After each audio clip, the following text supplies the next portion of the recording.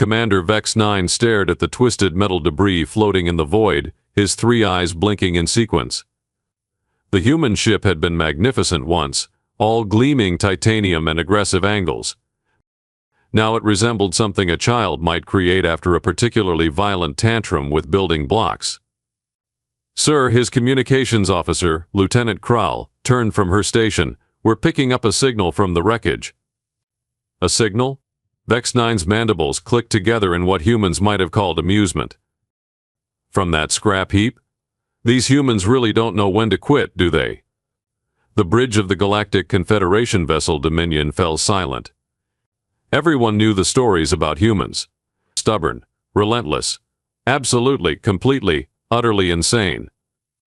It's a distress beacon, sir," Kral continued, her voice dropping to a whisper. "But there's something else. A black box recording." X9's tail twitched. Black boxes were sacred among spacefaring species. They contained the final moments, the last words, the dying breaths of crews who would never see home again. Even in war, they were treated with respect. "Retrieve it," he commanded. "Sir, are you sure?" This from his tactical officer, a nervous Zephyrian named Tosh. "The humans, they're known for their tricks." "What tricks?" Vex 9 snorted. "They're extinct, Tosh. We saw to that ourselves. Their homeworld is a smoking crater, their colonies are ash, and their fleet is," he gestured at the floating debris. "Well, you can see for yourself." The retrieval took an hour. The black box was surprisingly intact, a small rectangular device that looked almost innocent sitting on the analysis table.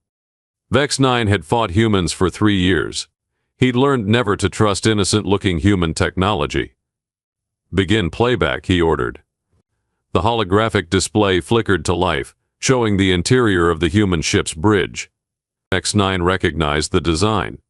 It was a Terran Defense Force vessel, probably their flagship considering the size of the wreckage. A human female sat in the captain's chair, her dark hair pulled back in a severe bun. Her uniform was torn, blood trickled from a cut on her forehead, and her eyes held the hollow look of someone who'd seen too much death. "Captain Maria Santos, TDF Retribution," her voice was steady despite the chaos around her. Final log entry. Stardate 2387.156. Sparks flew from damaged consoles. Other humans rushed back and forth, their faces grim with determination. One of them, a young man with engineer's stripes, called out damage reports that made Vex 9's skin crawl. "Hull breach on decks 7 through 12. We've lost life support to the entire forward section. Weapons are offline, Captain. Engines are down to 12%. Captain Santos nodded at each report as if they were discussing the weather. "Thank you, Lieutenant Beck. Commander Hayes, how many Confederation ships are we facing?" 17, I am. Including 3 dreadnoughts. X9 remembered that battle. The humans had fought like demons, but 17 to 1 odds were impossible for anyone to overcome. Even humans. Yeah. 17, Santos repeated thoughtfully. "Well, that's not very sporting of them, is it?" Several of the bridge crew actually laughed. With their ship dying around them and death approaching at light speed, they laughed. Vex 9 felt his secondary stomach clench. These creatures were not natural. Captain, another officer, this one wearing Science Division colors, approached with a tablet. "The quantum resonance field is ready." "Excellent work, Dr. Patel. How long do we have?" 43 minutes until the field reaches critical mass. After that, the scientist shrugged. "Well, after that it won't matter much, will it?" Santos stood from her chair, straightening her torn uniform. "Attention all hands. This is the captain speaking. In 43 minutes we're going to do something that's never been done before. We're going to show the Confederation what happens when you back humans into a corner." On the Dominion's bridge, Lieutenant Kral shifted uncomfortably. "Sir, what did she mean by quantum resonance field?" "I don't know," Vex 9 admitted. "But I have a feeling we're about to find out." The recording continued. The human ship shuddered under another barrage from Confederation weapons. More systems failed. More crew members died. But Captain Santos remained calm, almost serene. Incoming transmission from the Confederation flagship, reported the communications officer. Then put it through. Admiral Keth Prime's image appeared on the human ship's main screen. Vex 9 knew him well, a decorated veteran with more victories than any other commander in the fleet. His scaled face showed the usual Confederation arrogance. Human vessel, this is Admiral Keth Prime of the Galactic Confederation. You are defeated. Surrender now and we will grant you a quick death. Santos smiled. It was not a pleasant expression. Admiral, this is Captain Maria Santos. I have a counteroffer. West, you are in no position to negotiate human. Oh, but I am. Santos leaned forward in her chair. You see, Admiral, we've discovered something interesting about your species. Not about all the Confederation species, actually. You're quantum locked. Keth Prime's expression didn't change, but Vex 9 noticed his tail spines flattening against his back, a sign of confusion among his people. Quantum locked, Santos continued, means your consciousness, your very essence, is tied to specific quantum frequencies. Fascinating, really. Our scientists have been studying captured Confederation personnel for months. What are you talking about? Keth Prime demanded. I'm talking about the fundamental difference between humans and everyone else in this galaxy, Santos replied. You see, we're not quantum locked. We're quantum adaptive. We can exist at multiple frequencies simultaneously. It's what allows us to use hyperspace without going insane.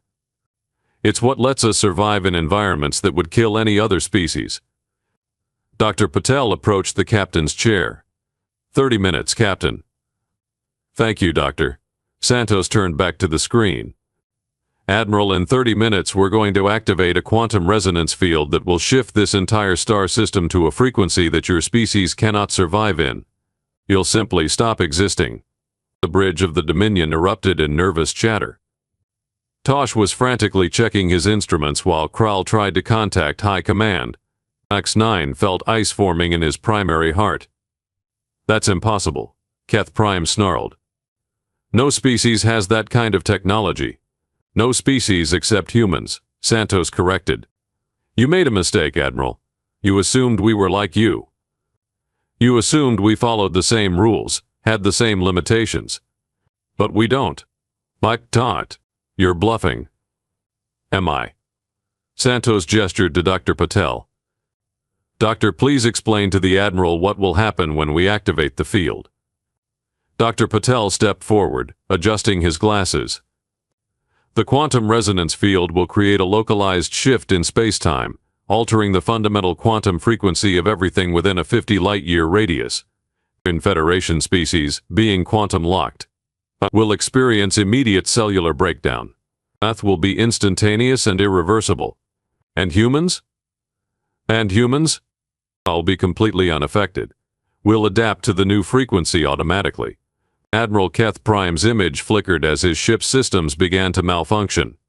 Even if this were possible, you would die with us. Your ship is destroyed. Our ship, yes, Santos agreed. But not our crew. We have enough life support for the transition. After that, we'll simply wait for rescue. Rescue? Keth Prime laughed bitterly. From whom? We destroyed your entire fleet. Santos' smile widened. Oh, Admiral. You really don't understand humans at all, do you? We never put all our eggs in one basket. The fleet you destroyed? That was just the first wave. The real human military is still out there waiting. Vex 9 felt his knees go weak. The first wave? Everything they'd fought, everything they'd destroyed, had been just the opening move. 20 minutes, Captain, Dr. Patel announced. Impossible, Keth Prime whispered. We tracked every human ship, every colony, every outpost. We destroyed them all. You destroyed what we let you find, Santos corrected. Rule number 1 of human warfare, Admiral, never let your enemy know your true strength. Rule number 2, always have a backup plan. Rule number 3, when all else fails, take them with you. The recording showed chaos on the Confederation ships as they realized the truth. 17 vessels, including 3 dreadnoughts, began frantically trying to retreat. But it was too late. The quantum field was already beginning to form, visible as a shimmering distortion in space around the human ship. 15 minutes, Dr. Patel called out. The field is approaching critical mass. Excellent. Santos turned to her bridge crew. Ladies and gentlemen, it's been an honor serving with you. In 15 minutes, we're going to do something that will be remembered for the next 1,000 years. We're going to show the galaxy that humans don't surrender. We don't retreat. And we certainly don't forgive. Lieutenant Beck, the young engineer, looked up from his station. Captain, incoming priority message from Earth Command. So put it through. A new voice filled the bridge, calm and authoritative. Captain Santos, this is Admiral Rebecca Stone. We've been monitoring your situation. Admiral Stone, Santos replied. I wasn't aware anyone was left at Earth Command. Oh, we're here. We've been here all along. The Confederation thinks they destroyed Earth, but they only destroyed the decoy. The real Earth, the real command structure, the real military, we've been waiting. X9 felt his world crumbling. Earth was supposed to be gone. They'd watched it burn. They'd celebrated its destruction. Admiral, Santos said, we're about to activate the quantum resonance field. This will eliminate 17 Confederation vessels and clear the way for Phase 2. Understood, Captain. Your sacrifice will not be forgotten. All human forces, this is Admiral Stone. Operation Lazarus is now active. Repeat, Operation Lazarus is now active. The recording showed the human bridge crew exchanging glances. They knew what Operation Lazarus meant. FX9 didn't, but he was beginning to suspect it was nothing good. 10 minutes, Dr. Patel announced. The field is stable and ready for activation. Captain Lieutenant Beck called out, I'm detecting massive energy signatures throughout the galaxy. They're everywhere. Of course they are, Santos replied. Did you really think we'd go quietly into the night? We're humans. We're the species that looked at a universe full of predators and decided to become the apex predator. We're the species that turned warfare into an art form. Admiral Keth Prime's image reappeared on the screen. His proud demeanor was gone, replaced by something that looked almost like panic. Captain Santos, we can negotiate. We can find a peaceful solution. Negotiate? Santos laughed. Admiral, you glassed our colonies. You murdered our children. You declared war on the human race. Did you really think we'd just roll over and die? We can offer you territory, resources, anything you want. What we want, Santos said softly, is justice. What we want is to make sure this never happens again. What we want is to show the galaxy that humans are not prey. 5 minutes, Dr. Patel announced. All systems are green. Captain Santos stood from her chair one final time. Crew of the Retribution, it's been an honor. We're about to become legends.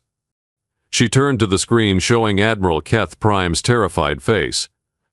Admiral, allow me to leave you with some final words of wisdom. Never underestimate humans. Never attack our families. And never, ever assume you've won until the last human in the galaxy is dead. Captain, her communications officer called out, we're receiving transmissions from across the galaxy. Human ships are decloaking everywhere. EM. The Second Fleet, the Third Fleet, the Deep Space Reconnaissance Force, they're all moving into position. Santos nodded. Then our job here is done. Dr. Patel, activate the quantum resonance field. Activating in 3, 2, 1. The recording ended abruptly as the quantum field activated. The holographic display went dark, leaving the bridge of the Dominion in stunned silence. Vex 9 stared at the empty display, his mind reeling. Everything they'd believed about the war, about human capabilities, about their victory, it was all wrong. Sir, Lieutenant Kral's voice was barely a whisper. I'm detecting massive energy signatures throughout the sector. They're human signatures. How many? 5,000, sir. Maybe tens of thousands. They're everywhere. Vex 9 closed his eyes. They'd been played, as completely, utterly played. The humans had let them think they were winning while preparing for something far worse. Sir, Tosh called out from his station, incoming transmission. It's from Earth. That's impossible. Earth is destroyed. Sir, you need to see this. The main screen flickered to life, showing a human female in Admiral's uniform. She was older than Captain Santos, with silver hair and eyes that held the weight of command. Greetings, Confederation forces. I am Admiral Rebecca Stone of the Terran Defense Force. I believe you've just witnessed what happens when you underestimate humanity. Vex 9 found his voice. Earth is destroyed. We saw it burn. You saw what we wanted you to see, Admiral Stone replied. On a decoy planet, populated by volunteers who knew they were sacrificing themselves for the greater good. The real Earth, the real human civilization, has been preparing for this moment for 3 years. Preparing for what? Admiral Stone smiled. It was the same cold smile Captain Santos had worn. For the moment when we stop pretending to be the underdog and start being what we've always been, the most dangerous species in the galaxy. The screen filled with images, human fleets decloaking around Confederation worlds, human troops emerging from hidden bases, human weapons systems that defied known physics. The scope of it was overwhelming. You see, Admiral Stone continued, we learned something important about galactic civilization. Everyone assumes that the newest species, the youngest race, must be the weakest. But humans didn't get to the top of Earth's food chain by being weak. We got there by being smart, ruthless, and absolutely relentless. What do you want? Vex 9 asked. What we've always wanted, to be left alone. But since that's no longer possible, we'll settle for making sure no one ever threatens humanity again. The transmission ended, leaving the bridge in darkness. Vex 9 sat in his command chair, staring at the wreckage of the human ship that had just eliminated 17 Confederation vessels with a single, impossible weapon. Sir, Lieutenant Kral whispered, what are your orders? Vex 9 looked around at his crew, seeing his own fear reflected in their faces. They'd thought they were fighting a war against a primitive species. Instead, they'd stumbled into a trap set by the most dangerous predators in the galaxy. Send a message to High Command, he said quietly. Tell them we need to talk. But even as he gave the order, Vex 9 knew it was too late. The humans had revealed their true nature, and the galaxy would never be the same again. In the distance, more human ships began to decloak, their weapons systems powered and ready. The real war was just beginning.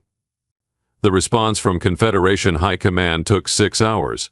6 hours during which Vex 9 watched human ships materialize from nowhere like ghosts becoming solid. His sensors counted over 200 vessels in their immediate sector alone, and reports were flooding in from across the galaxy. Sir, Kral announced, voice trembling, High Command is ordering all units to fall back to defensive positions around core worlds. Defensive positions? Vex 9's laugh was bitter. Against an enemy that can apparently bend reality itself? What's next, hiding behind our security blankets? The main screen crackled to life, showing Grand Admiral Yoth Supreme, the highest military authority in the Confederation. His usual composure was notably absent, replaced by something Vex 9 had never seen before, genuine fear. All commanders, Yoth Supreme began, we have severely underestimated human capabilities. Intelligence reports indicate they possess technology far beyond our understanding. We are implementing Protocol 7 immediately. Protocol 7. Vex 9 felt his blood chill. It was the last resort option, designed for facing extinction-level threats. The kind of threats that could end entire civilizations. Furthermore, Yoth Supreme continued, we have received a communication from the human leadership. They are offering terms. Terms? The humans were offering terms? After demonstrating they could erase entire fleets with impossible weapons? All sector commanders will report to Nexus Station for an emergency council. We will hear what the humans have to say. The transmission ended, leaving Vex 9 staring at his reflection in the dark screen. 3 years ago, he'd been hunting humans through asteroid fields, picking off their supply ships like a predator stalking wounded prey. Now those same humans were dictating terms to the most powerful military alliance in galactic history. Sir, Tosh interrupted his thoughts, the human fleet is moving. Moving where? Well, toward us. But they're not targeting us. They're forming an escort formation. Vex 9 blinked all three eyes in sequence. An escort? For us? It appears so, sir. And sir? They're transmitting something. The screen flickered again, showing a human male this time. He was younger than Admiral Stone, with close-cropped brown hair and the kind of easy confidence that made Vex 9's tail bristle. Commander Vex 9, this is Captain Jake Morrison of the TDF Prometheus. We're here to provide safe passage to Nexus Station. Safe passage? Vex 9 couldn't hide his incredulity. And from who? From some of your own people, Morrison replied matter-of-factly. Turns out not everyone in the Confederation is happy about the idea of negotiating with humans. There have been several attempts to intercept ships heading to Nexus Station. Can't have that, can we? Vex 9 stared at the human captain. You're protecting us? From our own forces? Wild concept, isn't it? Morrison grinned. But here's the thing, Commander. We're not monsters. We don't want to wipe out entire species just because we can. We want this war to end, preferably with everyone still breathing. But you could destroy us, Vex 9 said quietly. Easily. Oh, absolutely, Morrison agreed cheerfully. We could turn every Confederation world into a smoking crater by next Tuesday. But where's the fun in that? Besides, genocide is messy and humans hate cleanup duty. Despite everything, Vex 9 found himself almost smiling. These humans were absolutely insane. The transit to Nexus Station took 12 hours. True to their word, the human escort dealt with 3 separate Confederation attack groups that tried to intercept the diplomatic convoy. Vex 9 watched in fascination as human ships moved with impossible precision, disabling rather than destroying their attackers. They're not even trying to kill us, Tosh observed. They could have vaporized those interceptors, but they just knocked out their weapons and engines. Professional courtesy, Morrison explained when Vex 9 asked. We know what it's like to follow orders you don't necessarily agree with. Besides, dead soldiers can't learn from their mistakes. Nexus Station was the largest artificial structure in Confederation space, a massive diplomatic complex capable of housing representatives from hundreds of species. When the Dominion docked, Vex 9 was surprised to find human security teams already in place, working alongside Confederation personnel. But how did they get here so fast? Krall wondered aloud. They were probably here before we even knew this meeting was happening, Vex 9 replied. These humans seemed to be everywhere at once. The council chamber was a vast amphitheater designed to accommodate the diverse physiologies of Confederation species. Representatives from dozens of worlds filled the seats, their various forms of nervous energy creating a palpable tension in the air. At the center of the chamber stood a simple table with 2 chairs. In one sat Grand Admiral Yoth Supreme, looking smaller than Vex 9 had ever seen him. In the other sat a human female who couldn't have been more than 40 cycles old, wearing a simple black uniform with no visible rank insignia.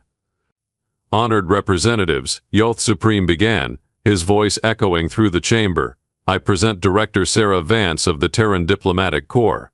Director Vance stood, and the chamber fell silent. When she spoke, her voice carried easily without amplification, each word crisp and clear. 3 years ago, your forces attacked human colonies without warning or provocation. You declared us a threat to galactic stability and initiated what you called a cleansing action. Today, I'm here to discuss the terms of your surrender. The chamber erupted in angry voices from dozens of species. Vance waited patiently for the noise to subside before continuing. I understand your confusion. You're wondering how a species you'd written off as primitive could possibly be in a position to dictate terms. The answer is simple. You never bothered to really understand what you were fighting. She activated a holographic display showing star charts of the galaxy. You assumed humans were like every other species you'd encountered. Predictable, limited, bound by the same physical and technological constraints that govern your own development. The display shifted, showing human settlements throughout the galaxy. Not the ones the Confederation had destroyed, but new ones. Hidden ones. Thousands of them. What you failed to realize is that humans are the ultimate adaptive species. We don't just survive in hostile environments, we thrive in them. We don't just learn from our mistakes, we turn them into advantages. Impossible, snarled Representative Korth 9 of the hegemony. Our intelligence networks are the most sophisticated in the galaxy. We would have detected such widespread colonization. Vance smiled. Would you? Tell me, Representative, how do you detect something that doesn't want to be detected? How do you find colonies that exist in dimensions you can't even perceive?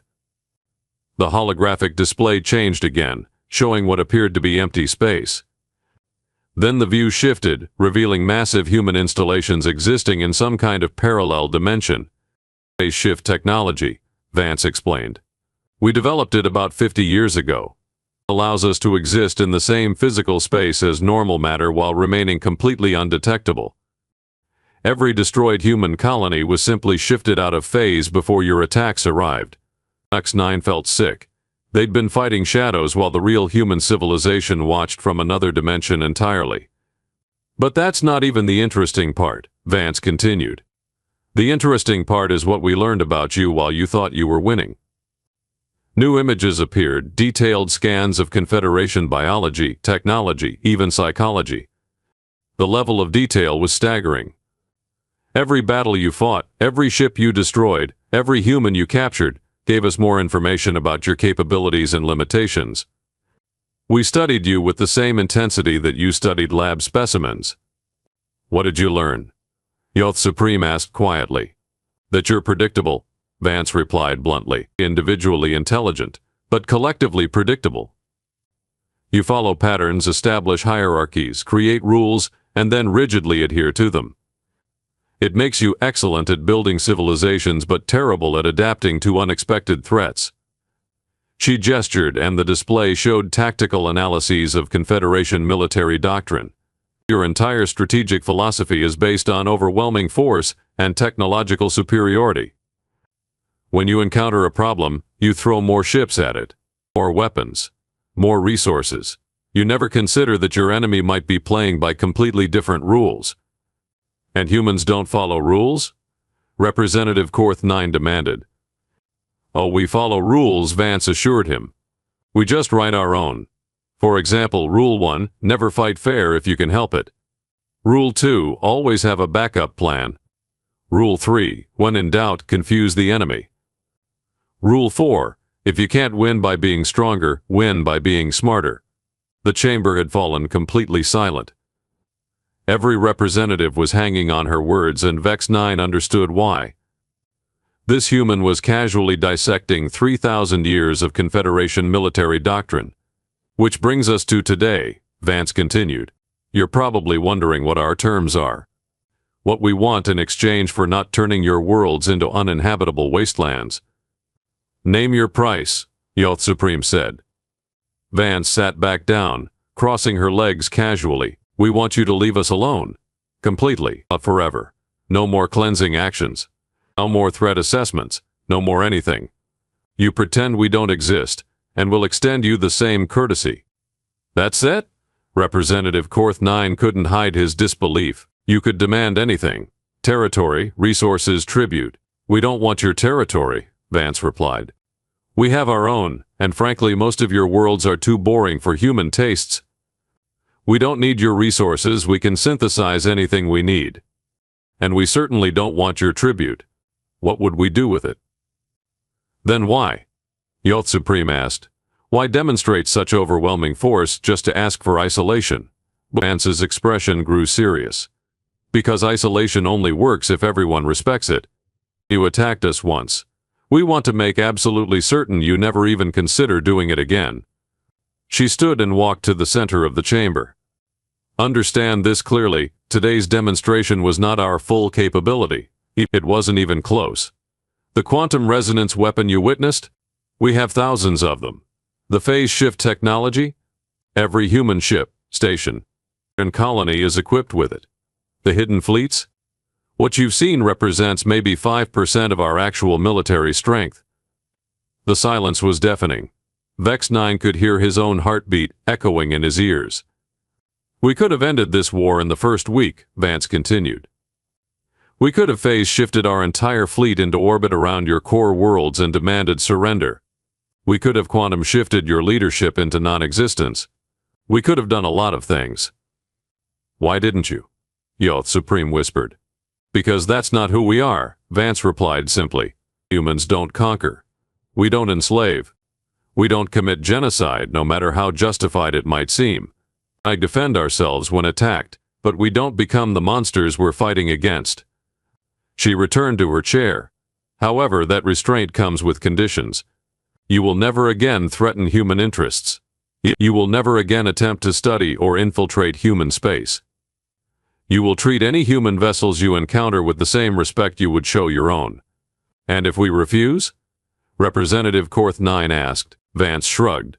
Then we stop being nice. And trust me, nobody wants to see humans when we stop being nice. The vote was unanimous. Every Confederation world agreed to the terms, though Vex 9 suspected fear played a larger role than wisdom in that decision. As the representatives filed out of the chamber, Vex 9 found himself approaching Director Vance. She looked up at him with curious eyes. Commander Vex 9, isn't it? The one who found the black box. Yes, Ma, I am. I wanted to ask, was any of this real? The suffering, the losses, Captain Santos and her crew. Vance's expression softened. Every death was real, Commander. Every sacrifice was genuine. The people who died fighting this war, on both sides, believed they were fighting for something important, and that makes their deaths meaningful, regardless of the larger strategic picture. But you could have prevented it all. Could we? Vance asked. Commander, what would have happened if we'd revealed our true capabilities from the beginning? Would the Confederation have simply accepted human superiority and left us alone? Or would you have united every species in the galaxy against us out of fear? X9 considered this. You would have been seen as the ultimate threat. Exactly. Sometimes the only way to win a war is to let your enemy think they're winning until it's too late to change course. It's not pleasant, but it's effective. She stood to leave, then paused. Commander, would you like some advice? Please. Manon, go home. Hug your family. Forget about humans entirely. Live your life as if this conversation never happened. Trust me, you'll be much happier. As Vance walked away, Vex 9 realized she was right. The humans had revealed themselves to be so far beyond Confederation capabilities that continued conflict was meaningless. They could end the war any time they chose, but they chose not to. They were, in their own terrifying way, merciful. 6 months later, Vex 9 received a package at his home on Vega Prime. Inside was a bottle of something called whiskey and a note, "Thanks for treating our dead with respect. Enjoy retirement. Captain Jake Morrison, TDF Prometheus." Vex 9 poured himself a drink and raised it in a toast to Captain Santos and her crew. They died believing they were humanity's final weapon, never knowing they were just part of an elaborate performance designed to end a war without genocide. The whiskey burned going down, but it was a good burn. Human liquor, like humans themselves, was deceptively complex. Outside his window, stars twinkled in the peaceful night sky. Somewhere among them, humans continued their mysterious existence, writing their own rules and following their own paths. And for the first time in 3 years, Vex 9 slept without nightmares. The war was over. Humanity had won by being exactly what they'd always been, unpredictable, adaptable, and utterly, completely impossible to understand. And that, Vex 9 realized, was probably the point.